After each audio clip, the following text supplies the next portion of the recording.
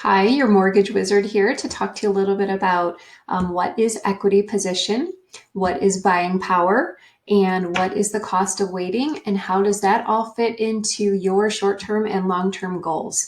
So I'm going to go over a few things here on my screen. So this is a plan that I'm doing with a client, a first-time home buyer. It's a two-step plan. This is to help them build equity and get into the home of their dreams. So right now they want to put a little, just as minimum down, so 3% down on a conventional loan, and they're looking at a purchase price of about 675. So with today's rate, it's about five and a quarter, and which would yield a monthly payment with taxes, insurance, about 44.65. And that's a payment they're comfortable with. They originally wanted to start out at the 800 to a million price point, but being that they have limited down payment and with rates a little bit higher, we're talking about how do we structure this for them so that they don't rent and pay someone else's mortgage, but they can actually look at it a little bit differently, getting into a starter home, building equity, and then moving into their dream home or forever home down the road. So this would be step one. So step two would be in 12 to 24 months, depending on their time frame. I priced it at $1 million because we all know the home prices keep going up at about a rate of 15% is what they're predicting this year. So looking at 1 million, but based on the equity position they're going to have for their zip code or their county, they're going to have anywhere from between 210,000 to 564. So the 210 is going to be based on forecasted or historical value. So the historical average for that county, which is about 5% per year.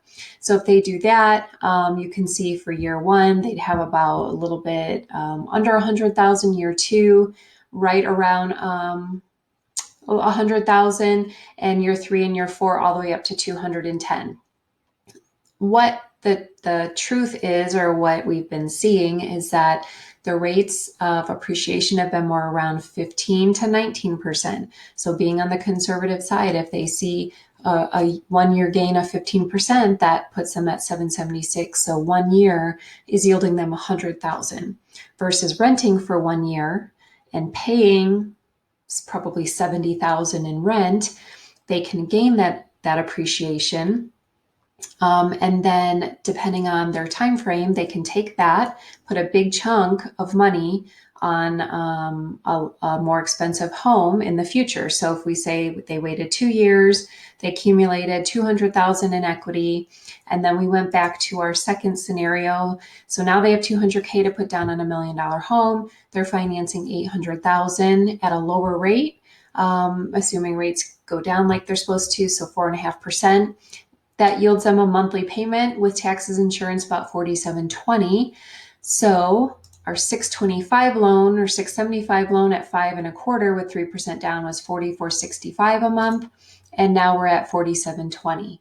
So you can see how using that equity or your equity position can help you build your future to buy up or buy down if you want to downsize to a smaller priced home. And then it's the same kind of concept. However, now instead of a larger mortgage payment, you're just going to have a smaller mortgage payment because you're going to put more money down and finance less with a lower rate. And that's always a good topic to have for people who are anticipating being on a fixed income in the future or already are currently on a fixed income. The other thing I would just want to touch on is the cost of waiting. We can see here that waiting 6 months, 1 year, or 2 years is going to increase the price of the home that you can afford. So again, if you choose to rent instead of buying now, then the home price that you're going to pay for in the future is going to be 15% higher, so more expensive for you versus you gaining that 15% appreciation. So you can just see here, if rates continue to go up, prices are going to continue to go up. They don't see any change in that. They might be a little bit, they might rise at a little lower pace or percentage, but they're going to say that they're going to go up. There's no bubble, there's no crash. And that's another conversation we can have if you have questions on that. So That is the main idea here. Equity position, buying power, cost of waiting.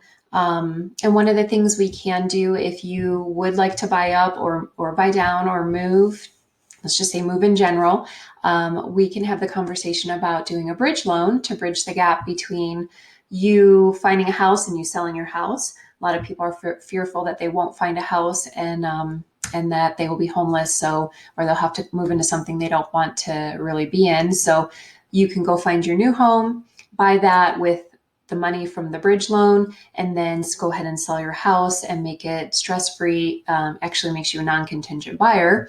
So that is definitely a strategy we're using in this market. And the last thing is buying power. It kind of goes along with the cost of waiting. So if you do wait, the loan that you qualify for today at 625 at today's rate, 5.25, with the monthly payment of 34.51, being that our fixed variable is going to be your monthly payment, and that's what you call the max payment you qualify for.